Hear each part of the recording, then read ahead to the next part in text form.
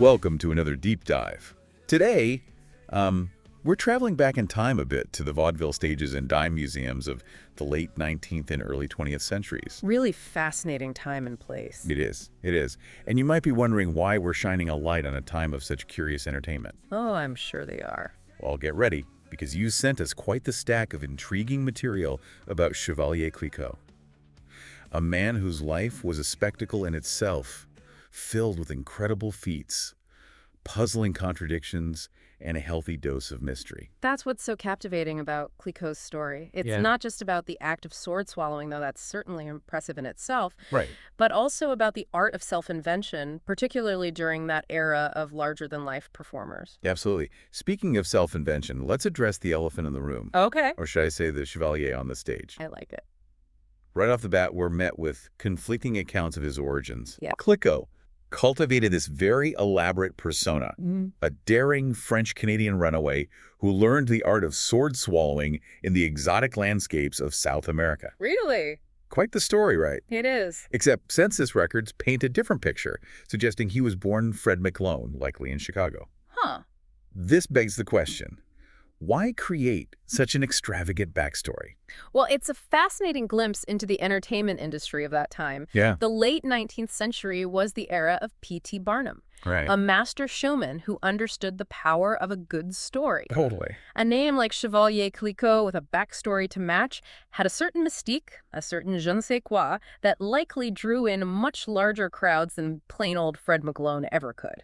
It makes you think about the power of a good narrative, doesn't it? Sure does. How a compelling backstory can elevate someone from an ordinary performer to a captivating spectacle. Yeah. But fabricated persona aside, the man could really swallow swords. Oh, We're talking documented performances at iconic venues like the Globe Dime Museum in Chicago and Huber's Museum in New York. wow. These were not your average backroom magic shows.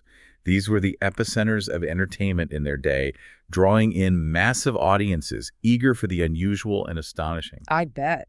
So they I were, can only imagine. those dime museums were essentially precursors to modern-day museums and sideshows, all rolled into one. Wow. They housed everything from natural wonders and scientific curiosities to human oddities and, of course, death-defying acts like sword swallowing. Right. They were incredibly popular, providing a form of entertainment accessible to the masses. Right. It's no wonder that Cliquot gravitated towards these venues. Hmm. They were the perfect platforms for his act, offering him not only visibility but also a sense of legitimacy by being associated with other exhibits. So he had the stage, the persona, and the talent. He did. Let's delve into the timeline of Cliquot's career, tracing his rise to fame and the many ups and downs he encountered along the way. His career really starts to take shape in the late 1880s, early 1890s. Okay. And this is where we encounter another intriguing figure in Cliquot's story, Delno Fritz. Ah, yes, Delno Fritz, another prominent sword swallower of the time.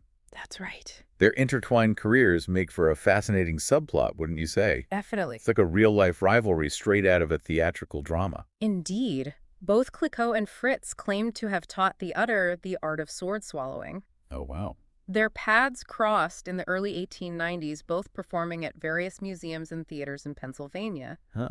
It seems their relationship was a tangled mix of mentorship, rivalry, and perhaps even mutual respect.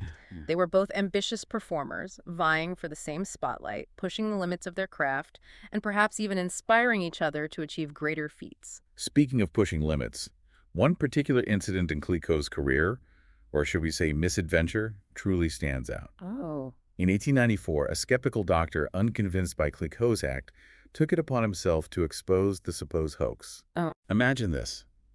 During a performance, this doctor abruptly yanked 14 swords out of Cliquot's throat, all at once. Oh, my goodness. I know. That's awful. It's a shocking event, vividly documented in a New York Times article from the time. Wow. The doctor's actions resulted in severe injury to Cliquot, and understandably so. Yeah. It caused a media frenzy, raising questions about the legitimacy of Cliquot's act Yeah. and the lengths to which skeptics would go to expose him. Right. Yet this event inadvertently revealed another layer to Cliquot's story, his determination and resilience. He didn't just give up. No.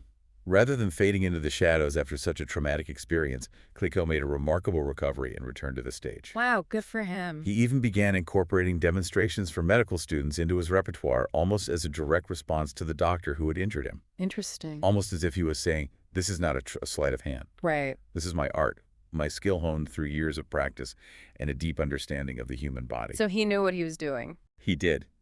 He even gave a demonstration at the prestigious Rush Medical College in Chicago in 1895. Wow. These demonstrations weren't just about proving the skeptics wrong.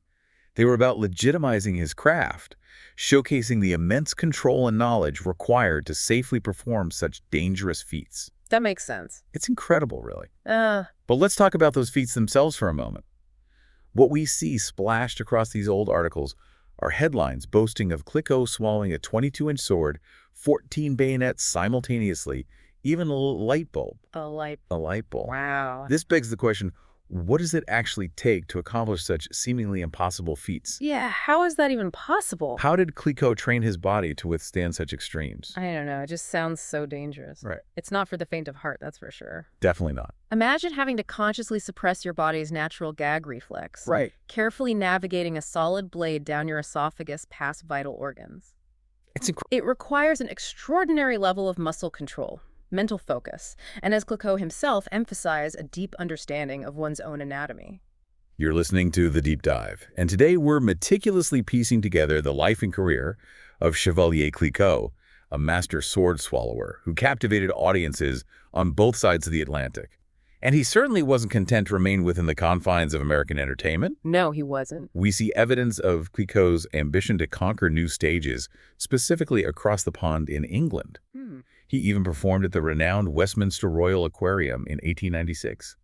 Wow. Amazing London crowds with his sword-swallowing prowess. I bet. It really speaks to his drive to solidify his reputation as a true master of his craft on an international level. Makes sense. And he had already tested those international waters, so to speak. Oh, how so? Remember that census record placing him and Edith in Wales in 1891? Right. It suggests he may have spent time cultivating his act and reputation abroad even before his documented performance at the Westminster Royal Aquarium. It seems Cliquot was a man who understood the power of strategically expanding his audience, always seeking new platforms for his awe-inspiring act. Yeah, it's fascinating to consider that even back then, in a time before mass media and instant global communication, a performer like Cliquot was already building an international career. It speaks to the enduring power of spectacle and the allure of witnessing something truly extraordinary firsthand. But as with any life lived in the spotlight, the curtain eventually falls. It does. So, as we reach the end of our own deep dive into Cliquot's story, what lasting impact did he have? How should we remember this man who dedicated his life to such a peculiar and seemingly dangerous profession? That's the question that lingers, isn't it? It's easy to dismiss sword swallowing as a mere sideshow act, a fleeting spectacle in a bygone era. But Cliquot's story transcends the limitations of his chosen craft. He reminds us that even the most unconventional pursuits can reveal something profound about human potential determination and the blurring of lines between entertainment and reality. He wasn't just a daredevil. He was an artist, an entrepreneur, and in his own right, a bit of a scientist seeking to understand and demystify the limits of the human body. And he did so while captivating audiences on a global scale. Exactly. It's a testament to the power of self-invention, ambition, and the enduring allure of the extraordinary pace. His story, pieced together from these fragmented accounts and sensational headlines, offers us a glimpse into a world teeming with larger-than-life characters and a public hungry for the unimaginable. It's a reminder that history is often stranger than fiction, and that truth, much like a well-swallowed sword, can be both hidden and revealed in the most unexpected of places. Wow.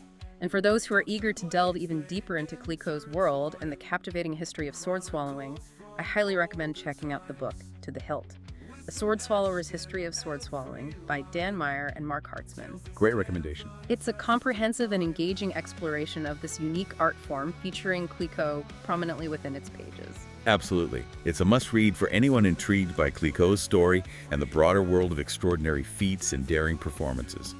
And on that note, we've reached the end of our deep dive into the life and legacy of Chevalier Cliquot, a man who dared to defy expectations, challenge perceptions, and leave an unforgettable mark on the world of entertainment. His story serves as a reminder that even the most peculiar talents can lead to extraordinary journeys. It makes you wonder what other hidden stories are out there just waiting to be unearthed. Until next time, keep exploring, keep questioning, and never underestimate the power of a good story. Dancing close to life and death, stories written deep in flesh, legends born in every test. Through history's winding path.